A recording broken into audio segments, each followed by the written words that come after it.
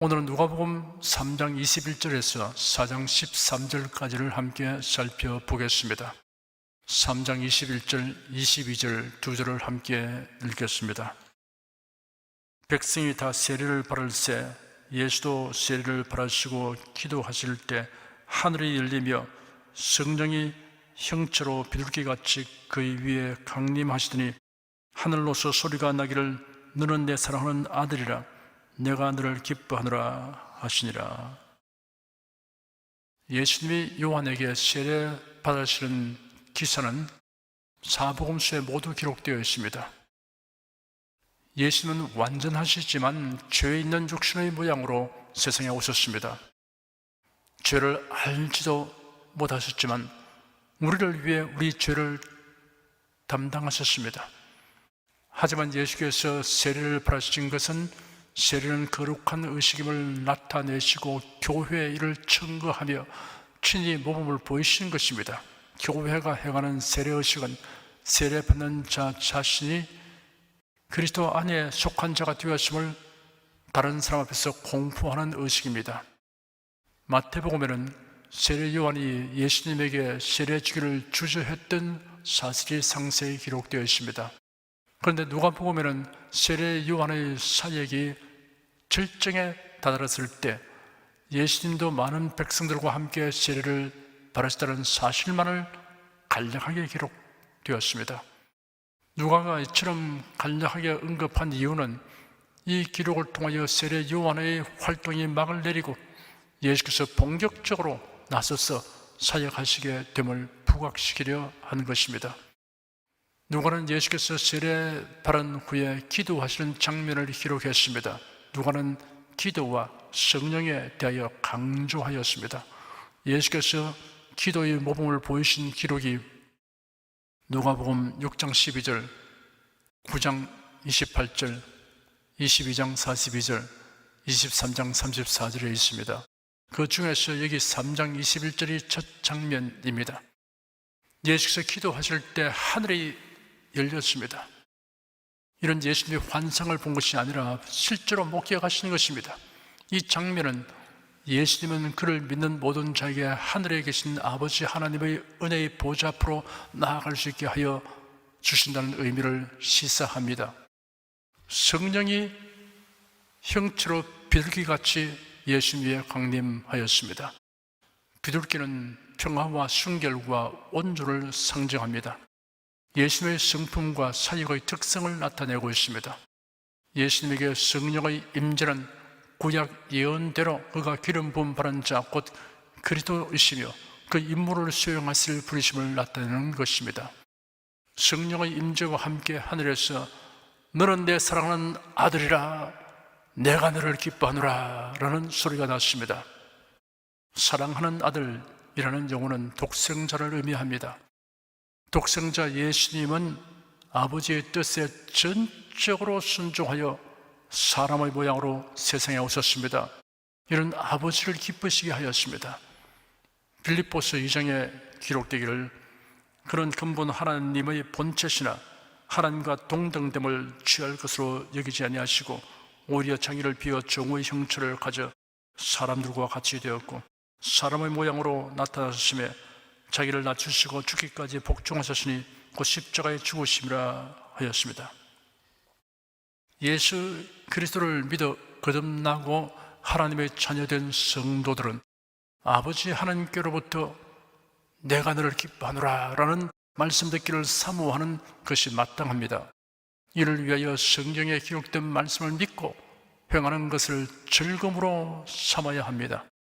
23절에서 38절까지 함께 읽겠습니다. 예수께서 가르치심을 시작할 때 30세쯤 되시니라. 사람들이 아는 대로는 요셉의 아들이니 요셉의 이상은 헬리요 그 이상은 맏다시요 그 이상은 레이요 그 이상은 멜기요 그 이상은 안나요 그 이상은 요셉이요 그 이상은 마따디아요 그 이상은 아모스요 그 이상은 나훔이요 그 이상은 에슬리요 그 이상은 낫게요 그 이상은 마아시요 그 이상은 마따디아요 그 이상은 스므은이요 그 이상은 요색이요 그 이상은 요다요 그 이상은 요하나니요 그 이상은 레사요 그 이상은 스룹바벨이요 그 그 이상은 살디엘이요, 그 이상은 네리요, 그 이상은 멜기요, 그 이상은 아띠요, 그 이상은 고삼이요, 그 이상은 엘마담이요, 그 이상은 에르요, 그 이상은 예수요, 그 이상은 엘리에스요, 그 이상은 요림이요, 그 이상은 마따스요, 그 이상은 레이요, 그 이상은 시몬이요, 그 이상은 유다요, 그 이상은 요셉이요, 그 이상은 요남이요, 그 이상은 엘리야김이요, 그 이상은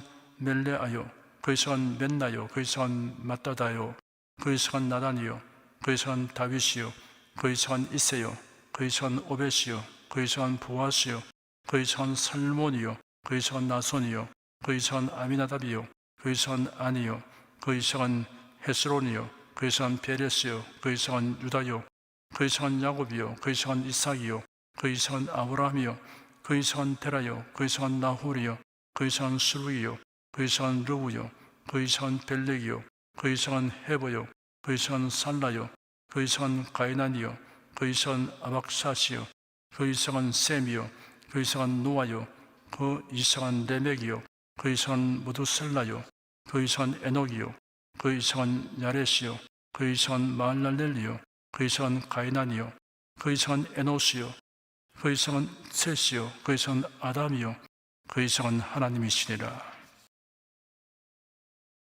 예수께서 30세쯤 되어 공생애를 시작하셨다는 기사는 누가복음에만 있습니다. 누가는 역사적 사실에 대하여 특별하게 상세히 다루었습니다. 유대 사회에서는 레위인들이 제사장으로 봉직할 수 있는 나이가 30세부터입니다. 유대 최고 의회인 산헤드린 의원 자격을 얻을 수 있는 나이 역시 30세부터입니다. 요셉이 애굽의 총리가 된 나이가 30세이고 다윗이 왕위에 오른 나이도 30세입니다. 이를 생각하면 예수께서 30세 공생애를 시작한 것은 여러모로 적절합니다. 누가는 예수님의 공적 활동에 대하여 기록하기 전에 먼저 예수의 족보를 기록하였습니다. 족보는 예수께서 성경에 예언된 메시아라는 사실과 실제로 세상에 오셨음을 증명하는 매우 중요한 기록입니다. 성경을 처음 읽는 사람은 예수님의 족보를 읽을 때 지루하게 느낄 수 있습니다. 그러나 이 족보에 함축되어 있는 진리와 하나님의 은혜에 관한 메시지는 무궁무진합니다. 온갖 보배들로 가득 차 있습니다. 마태복음에 기록된 족보와 대조하여 보면 관점에 따른 차이점을 찾아볼 수 있습니다. 마태는 마태복음서를 족보에서 시작하였으나 누가는 중간에 족보를 소개하였습니다. 마태는 족보의 명단을 14대씩 세 그룹으로 분류하여 기록하였고 누가는 조상들의 명단을 단순히 배열하기만 했습니다. 마태는 이스라엘의 시조인 아브라함으로 시작하여 예수님까지 언급하였습니다. 예수는 구약에 예언된 메시아이고 유대인의 왕이심이 강조되었습니다. 누가는 예수님으로부터 시작하여 인류의 조상 아담과 나아가서 창조주 하나님에게까지 거슬러 올라가고 있습니다. 이는 예수는 유대인뿐 아니라 전 인류의 메시아로 오신 사실을 강조하는 것입니다. 마태가 기록한 족보는 요셉과 마리아 두 사람 중에 요셉의 족보이고 누가는 마리아의 족보를 사용하였습니다. 누가는 예수님이 창세기에 예언된 여자의 후손이심을 증명하려는 의도가 있었던 것입니다. 창세기 3장 15절에는 내가 너를 여자와 원수가 되게 하고 너의 후손도 여자의 후손과 원수가 되게 하리니 여자의 후손은 네 머리를 상하게 할 것이요 너는 그의 발꿈치를 상하게 할 것이니라 하시고 라고 기록되어 있습니다. 사탄이 뱀을 통하여 유혹하는 일을 하였기 때문에 뱀은 사탄의 대명사가 되었습니다. 그러므로 내가 너로 여자와 원수가 되게 하고 너의 후손도 여자의 후손과 원수가 되게 하리니 여자의 후손은 네 머리를 상하게 할 것이요 너는 그의 발꿈치를 상하게 할 것이냐는 구절에서 너라고 지칭된 것은 뱀과 더불어 사탄을 가리키는 복합적 의미를 가집니다. 뱀을 잡는 땅굴이나 뱀을 다루는 직업을 가진 사람, 혹은 뱀을 좋아하는 괴상한 취미를 가진 극소수의 사람, 그리고 뱀을 우상으로 섬기는 사람 등의 예외적인 경우를 제외하고는 일반적으로 뱀은 가장 혐오하는 동물입니다. 뱀은 사람의 발꿈치를 물고 사람은 뱀을 보면 머리를 쳐서 죽입니다. 이처럼 동물로서의 뱀과 사람의 관계뿐 아니라 사탄과 그리스도의 관계, 그리고 사탄을 추종하는 자와 성도의 관계가 선고된 것입니다. 이러한 선고는 인류의 역사가 사탄과 그 추종 세력이 그리스도와 성도들을 대적하는 역사이며 결국 사탄의 세력이 철저히 패배하게 될 것을 예고한 것입니다. 여자의 후손이란 장차 동정녀의 몸에서 탄생하실 예수 그리스도를 가리킵니다. 사탄은 여자를 꿰어 선악과를 먹게 하고 그로 인하여 인간을 멸망케 하려 했지만, 하나님의 섭리는 오히려 여자를 통하여 메시아가 오시게 하여 사탄의 세력을 멸하고 사람이 구원을 얻게 하셨습니다. 남자의 후손이라고 하지 않으시고 여자의 후손이라고 하였습니다. 아담의 자손은 모두 원죄에 의하여 죄인으로 태어나기 때문에 죄 없으신 하나님의 독생자가 동정녀의 몸에 성령으로 잉태되어 사람의 모습으로 세상에 오셔야만 했습니다. 모태에서 아기는 어머니의 혈액을 공급받는 것이 아닙니다. 모체의 혈액을 공급받는다면 모든 아기의 혈액형이 어머니와 같을 것입니다. 그러므로 여자의 후손이 사탄의 머리를 상하게 하시는 말씀에는 하나님의 아들 예수 그리스도가 동정녀를 통해 사람으로 세상에 오실 것이 계시되어 있습니다. 마태복음 1장에 기록되기를 예수 그리스도의 나심은 이러하니라. 그 모친 마리아가 요셉과 정혼하고 동거하기 전에 성령으로 잉태된 것이 나타났더니 그 남편 요셉은 의로운 사람이라 저를 드러내지 아니하고 가만히 끊고자 하여 이 일을 생각할 때 주의 사자가 현몽하여 가로되 다윗의 자손 요셉아 네 아내 마리아 데려오기를 무서워 말라. 저에게 잉태된 자는 성령으로 된 것이라. 아들을 낳으리니 이름을 예수로 하라. 이는 그가 자기 백성을 저희 죄에서 구원할 자이심이라 하니라. 이 모든 일이 된 것은 주께서 선지자로 하신 말씀을 이루려 하심이니 가라사대 보라 처녀가 잉태하여 아들을 낳을 것이요 그 이름은 임마누엘이라 하리라 하셨으니 이를 번역한즉 하나님이 우리와 함께 계시다 함이라. 요셉이 잠을 깨어 일어나서 주의 사자의 분부대로 행하여 그 아내를 데려왔으나 아들을 낳기까지 동침치 아니하더니 나음의 이름을 예수라 하니라 하였습니다. 갈라디아서 4장에는 때가 참에 하나님이 그 아들을 보내사 여자에게서 나게 하시고 율법 아래 나게 하신 것은 율법 아래 있는 자들을 속량하시고 우리로 아들의 명분을 얻게 하려 하심이라 하였습니다. 하나님의 선고가 내려진 그날부터 사탄은 여자의 후손으로 오실 메시아를 두려워하며 이를 막으려고 전력을 경주하기 시작하였습니다. 그 역사를 차례대로 살펴보면 이러합니다. 가인이 아벨을 죽이도록 배후 조종했습니다. 셋의 아들들이 가인의 딸들과 결혼하여 세속화되게 했습니다. 아브라함의 아내 사라를 애굽 왕과 그랄 왕에게 빼앗기게 했습니다. 이스마엘이 이삭을 못살게 굴도록 했습니다. 에서의 마음에 야곱을 죽이려는 살의를 품게 했습니다. 바로가 히브리 민족 멸절을 시도하게 했습니다. 아말렉이 이스라엘 백성을 멸절시키려고 공격하게 했습니다. 아하수에로 왕이 페르시아를 통치할 때 총리 되신 하만을 통하여 유대인 멸절을 도모했습니다. 하만은 유대인 모르드게가 그에게 경의를 표하지 않은 것에 분노하여 유대인을 박멸할 결심을 하고 그 음모를 진행하여 왕의 허락을 받았으나 그 계획이 왕후 에스더와 모르드게의 노력으로 숲으로 돌아갔습니다. 헤롯 왕이 예수님 탄생하신 때를 기준으로 하여 베들레헴에서 태어난 2살여의 아기를 모두 살해하게 하였습니다. 헤롯 왕과 대상 가야바 그리고 총독 빌라도 즉 유대인과 로마인이 합동하여 예수님을 십자가에 못 박아 죽였습니다. 사탄은 가인이 아벨을 죽이도록 작용한 그날부터 계속 실패해 오다가 결국은 메시아가 탄생하고 말았습니다. 그러나 끈질긴 사탄은 기어코 메시아를 죽여 자기 뜻을 이뤘다고 기뻐 날뛰었습니다. 하지만 사탄의 승리는 사흘 만에 끝장나고 말았습니다. 예수 그리스도께서 무덤에서 부활하셨기 때문입니다. 사탄은 예수님의 발꿈치를 상하게 했으나 예수님은 사탄의 머리를 상하게 하셨습니다.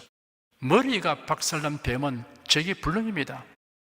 예수님의 상한 발꿈치는 부활하심으로 말끔히 치유되었습니다. 하나님께서 인간을 구원하시려고 예수 그리스도를 보내시는 것은 갑자기 된 일이 아닙니다.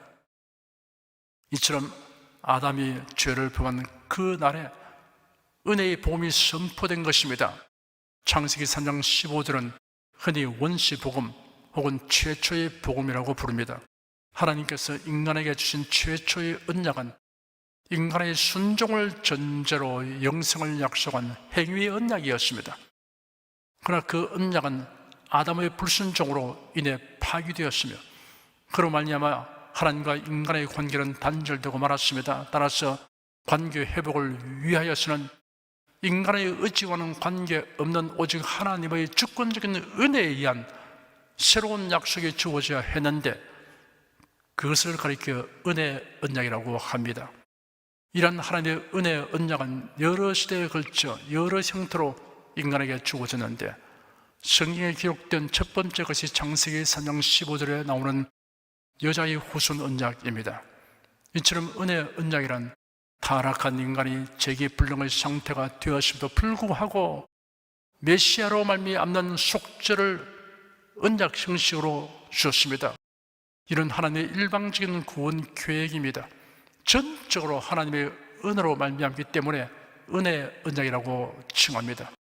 하나님은 에덴에서 처음 복음을 선포하신 이래로 여러 부분과 여러 모양으로 점진적인 계시를 더하셨습니다. 그리고 마침내 예수 그리스도의 십자가 대속의 사건으로 구속사역을 이루셨습니다. 이제 남은 것은 예수 그리스도의 재림과 심판입니다.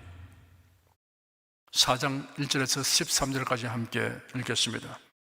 예수께서 성령의 충만함을 입어 요단강에서 돌아오사 광야에서 40일 동안 성령에게 이끌리시며 마귀에게 시험을 받으시더라. 이 모든 날에 아무것도 잡수시지 아니하시니 날수가 다음에 줄이신지라. 마귀가 가로되 네가 만일 하나님의 아들이거든 이 돌들에게 명하여 떡덩이가 되게 하라. 예수께서 대답하시되 기록하기를 사람이 떡으로만 살 것이 아니라 하였느니라. 마귀가 또 예수를 이끌고 올라가서 순식간에 천한 만국을 보이며 가로되 이 모든 권세와 그 영광을 내가 네게 주리라. 이것은 내게 넘겨준 것이므로 나의 원하는 자에게 주노라. 그러므로 네가 만일 내게 절하면 다 네 것이 되리라. 예수께서 대답하여 가라사대 기록하기를 주 너희 하나님께 경배하고 다만 그를 섬기라 하였느니라. 또 이끌고 예루살렘으로 가서 성전 꼭대기에 세우고 가로되 네가 만일 하나님의 아들이거든 여기서 뛰어내리라. 기록하였으되 하나님이 너를 위하여 그 사자들을 명하사 너를 지키게 하시리라 하였고 또한 저희가 손으로 너를 받들어 네 발이 돌에 부딪히지 않게 하시리라 하였느니라. 예수께서 대답하여 가라사대 말씀하시기를 주 너희 하나님을 시험치 말라 하였느니라. 마귀가 모든 시험을 다 한 후에 얼마 동안 떠나니라.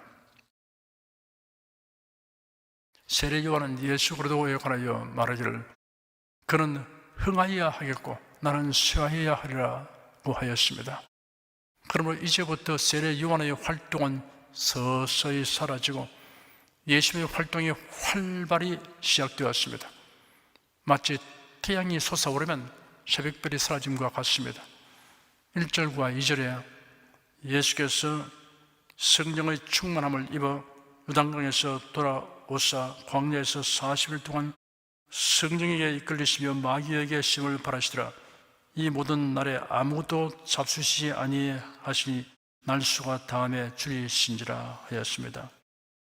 하늘이 열리고 하나님의 성령이 예수님 위에 내려오고 하나님의 아들이심과 세상의 구세주 이미 선포된 후 요단강에서 돌아오신 예수님은 광야로 가서 마귀에게 시험을 받으셨습니다. 큰 명예와 책임과 은혜가 주어진 직후에도 마귀의 시험은 다가옵니다. 성령 충만한 자에게도 시험이 있습니다. 우리는 때때로 스스로 시험거리를 만듭니다. 그러나 예수님은 성령에게 이끌리시며 마귀에게 시험을 받으셨습니다. 성령께서 시험하신 것이 아닙니다. 마귀는 악한 의도로 시험합니다. 하나님은 선한 의도로 시험하십니다. 창세기 22장에는 그 일 후에 하나님이 아브라함을 시험하시려고 그를 부르시되라고 기록되었습니다. 여기에 시험이란 테스트하다, 검사하다, 정련하다는 의미입니다. 예수님이 가르치신 기도문에 시험에 들게 하지 마옵시고 라는 부분이 있습니다. 시험을 당할지라도 시험에 들지는 않아야 합니다. 시험 받는 일 그 자체는 죄가 아닙니다. 하와가 뱀에게 유혹을 받았다고 죄가 되는 것은 아니었습니다. 시험에 들어서 죄를 지었습니다. 예수는 모든 일에 우리와 한결같이 시험을 받은 자로 돼 죄는 없으시다라고 성경에 기록되었습니다. 나무가 폭풍을 견디면 뿌리가 더욱 깊어지듯이 시험을 이기면 영적 성장을 가져오고 더욱 강하여집니다. 여러 가지 시험을 인하여 잠시 근심하게 되지 않을 수 없으나 오히려 크게 기뻐하게 됩니다. 시험을 당하지 않게 해달라고 기도할 것이 아니라 시험을 능히 이기도록 하여 달라고 기도해야 합니다. 이 모든 날에 아무도 잡수시지 아니하시니 날수가 다함에 줄이신지라 하였습니다. 예수님이 40일을 금식하신 이유는 다가오는 시험을 이기기 위한 준비로 한 것이 아닙니다. 예수는 아버지 하나님이 그에게 맡기신 사역을 수행하기 위해서 금식하며 기도하신 것입니다. 3절과 4절에 마귀가 가로되 네가 만일 하나님의 아들이거든 이 돌들에게 명하여 떡덩이가 되게 하라. 예수께서 대답하시되 기록하기를 사람이 떡으로만 살 것이 아니라 하였느니라 하였습니다. 마귀는 하와에게도 만일이라는 말로서 의심을 심었고 욥에게도 만일이라는 말로서 의심을 심었습니다. 마귀는 우리의 궁핍을 기화로 삼아 하나님의 선하심과 돌보심을 의심하도록 유혹합니다. 예수는 신명기 8장 3절에 기록된 말씀을 인용하여 기록하기를 사람이 떡으로만 살 것이 아니라 하느니라 라는 말씀으로 마귀의 유혹을 물리치었습니다. 마귀와 변론하여 설득하고 계몽시키려고 하지 말아야 합니다. 말씀으로 대적하고 물리쳐야 합니다. 사람이 떡으로만 사는 것이 아닙니다. 음식은 사람의 육신을 위해 사용되는 것입니다. 영혼을 위한 것이 아닙니다. 떡으로는 영생을 얻지 못합니다. 마귀의 시험은 먹는 것에서 시작했습니다. 아담 하와에게도 그러했고 예수님에게도 그러했습니다. 아담은 보기에 좋고 먹기에 좋은 과실이 널려있는 에덴 동산에서 선악과로 인하여 시험 들었습니다. 예수는 40일 금식하여 줄인 상태에서도 돌들이 떡이 되게 하여 굶주림을 해결하도록 하라는 마귀의 유혹을 물리침으로 시험을 이기셨습니다. 예수는 잔치집에 포도주가 결핍하게 되어 신랑과 신부가 낭패를 당할 징이 된 것을 알리는 마리아의 요청을 받고 물로서 포도주를 만드시는 기적을 행하셨습니다. 그러나 광야에서 마귀의 친구를 쫓아 배고픔을 해결하려고 돌이 떡이 되게 하는 기적을 행하지는 않았습니다. 5절, 6절, 7절에 마귀가 또 예수를 이끌고 올라가서 순식간에 천하만국을 보이며 가로되 이 모든 권세와 그 영광을 내가 네게 주리라. 이것은 내게 넘겨준 것이므로 나의 원하는 자에게 주느라. 그러므로 네가 만일 내게 주라면 다 네 것이 되리라 하였습니다. 마귀는 예수님을 향하여 자기에게 경배하면 천하만국과 모든 권세와 영광을 주겠다고 요구하였습니다. 예수께서 신명기 6장 13절을 인용하여 기록하기를 주 너희 하나님께 경배하고 다만 그를 섬기라 하였느니라 라는 말씀으로 마귀를 대적하셨습니다. 9절과 10절, 11절에 또 이끌고 예루살렘으로 가서 성전 꼭대기에 세우고 가로되 네가 만일 하나님의 아들이여든 여기서 뛰어내리라 기록하였으되 하나님이 너를 위하여 그 사자들을 명하사 너를 지키게 하시리라 하였고 또한 저희가 손으로 너를 받들어 네 발이 돌에 부딪히지 않게 하시리라 하였느니라 하였습니다.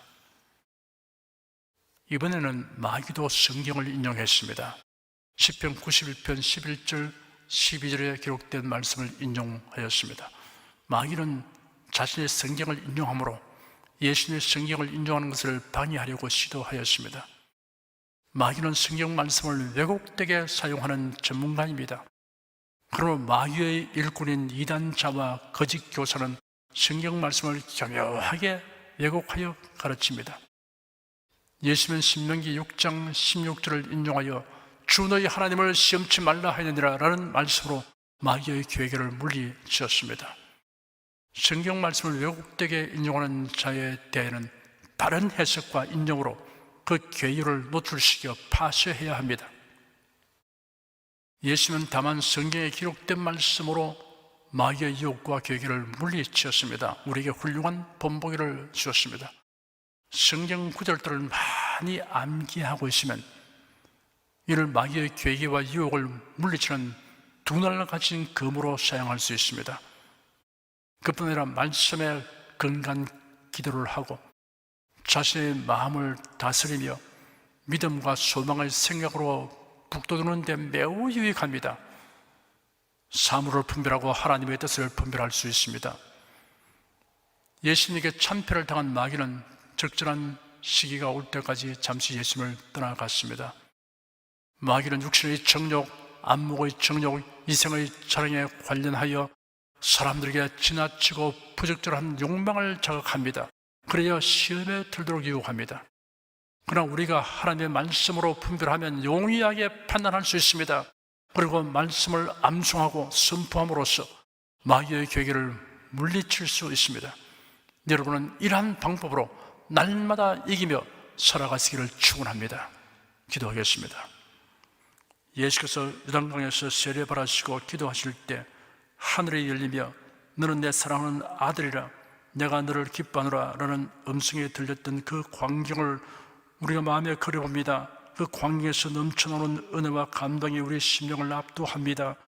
그래도 예수로 말미암아 하나님의 자녀된 우리들도 너는 내 사랑하는 자녀라 내가 너를 기뻐하노라 라는 말씀을 들을 수 있게 되었으니 그 기쁨과 행복감을 다 형언할 수 없음을 고백합니다.